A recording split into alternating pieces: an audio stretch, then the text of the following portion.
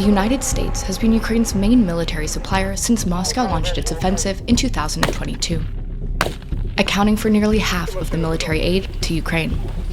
$350 billion. But after a dramatic televised dispute between Donald Trump and Volodymyr Zelensky in the Oval Office, the US has announced a pause to military aid to Ukraine, putting pressure on Zelensky to agree to peace negotiations with Russia. I don't think you'd be a tough guy without the United States, and your people are very brave.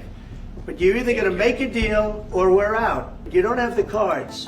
Although Ukraine's allies, including the US, EU, and UK, have pledged $180 billion in military aid since the start of the war, only $139 billion has been actually delivered or embarked for weapons or equipment. The US military aid package was approved under Joe Biden's administration, and while it has mostly been shelled out, there was still equipment and weapons to be shipped. Those deliveries have now been suspended by Trump. The $69 billion Washington has spent to date is a far cry from the $350 billion Trump has repeatedly claimed.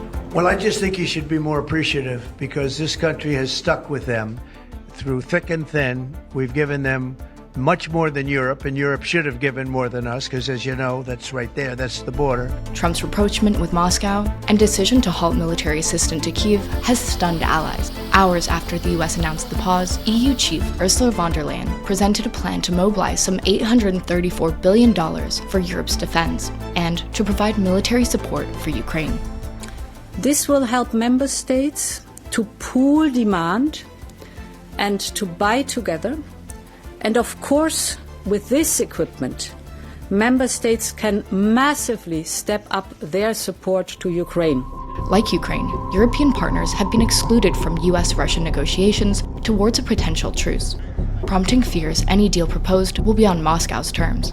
Ukraina wymaga stałego wsparcia i możliwie silnej pozycji przed negocjacjami z Rosją.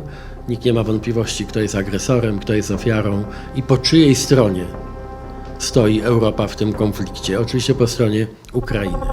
The freezing of US military aid to Ukraine leaves dangerous weak spots in its defense against Russia's invasion. Experts say European allies will struggle to plug these gaps. US exports are considered indispensable for obtaining the satellites, drones, and other aircraft needed for spying effectively on enemy positions. Якщо це, скажімо, буде повне припинення, не призупинка, як заявлено, і то неофіційне поки що, а повне припинення, особливо це стосується надання супутникових даних і розвідувальної інформації, оце було б тоді небезпечно. Ukraine also needs sophisticated air defense guns to shoot down the barrage of missiles and drones that Russia fires daily at its towns and infrastructure. It has 7 US-made Patriot air defense systems provided by the US, Germany, and Romania.